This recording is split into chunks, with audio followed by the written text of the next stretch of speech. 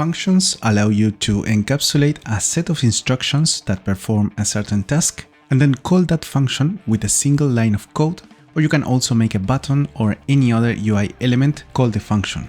You can make a function receive parameters that can be used inside of it, and you can also make functions return one value of the type you choose. In this video, I will show you the basics on how to work with functions in Unity, but before we start, I invite you to subscribe to support this channel. Let's create a new script and an empty object to assign it. Now, functions are everywhere. In fact, here we have two of them, the start function and the update function. These functions are automatically called by Unity at different moments as long as the script is assigned to an active GameObject from the hierarchy. To show this, let's print a couple messages in the console. For example, here in start, we write debug.log and between parentheses pass a text in quotations. With this instruction, in fact, we are calling the log function from the debug class. And as you can see, this function requires a text value as parameter. If you press play, you will see that message in the console. And if you don't, maybe you have to enable console messages with this button or check if all these conditions are met. Now, this is the basic syntax of a function. That means the way you define a function. First, a visibility modifier, which for now can be public or private. If you don't indicate the visibility, is private by default, like in the start and update functions. Then you define a return value. Here you can write void if you don't want the function to return a value, like in the start and update functions, or you can write the type of variable you want the function to return. For example, bool, int, float, string, vector3, GameObject, transform, or any other type variable. Keep in mind that if you don't write void here, you will have to manually return a value inside the function, but we will see that later. Next, you declare a name for your function. I suggest you choose a meaningful name using a name convention. For example, all my functions start with uppercase and I use camel case to separate words. Then you open and close parentheses. You leave this empty if you don't want to require a parameter, like in the start and update functions, or you can include all the parameters you want separated by comma.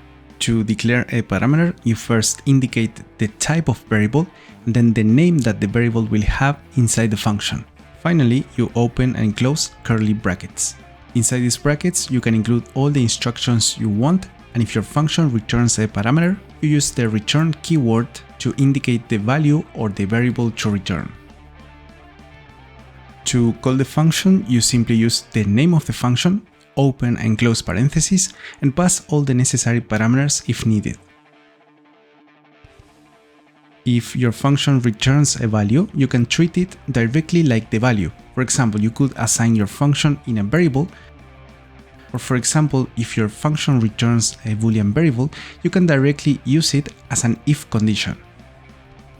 Or if it returns a float, you can directly multiply your function, for example, by 2. Now, time for some examples. Here I defined a function that don't require and don't return a parameter. The function simply prints a message in the console, and here in start I'm calling the function. Press play and this is the result. Here I defined a function that requires a GameObject as parameter, and it prints the name of that object in the console.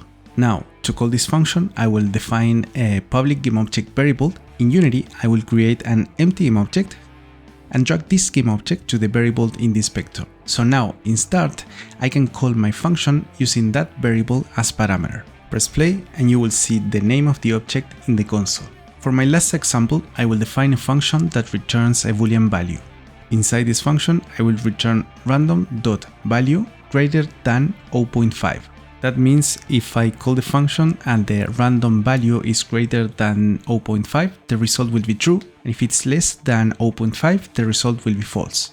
So, as I mentioned before, I can call this function in start and assign it to a Boolean variable, for example, and then use that variable as a condition for an if statement. Here, if the variable is true, we'll print this message, and if the variable is false, we'll print this other message. And don't forget that you can also use directly the function as the condition of the if statement, because in this case, executing the function results in a Boolean value. If you run this a couple times, you will see that it's working. Subscribe to this channel so we can see each other again in the next video.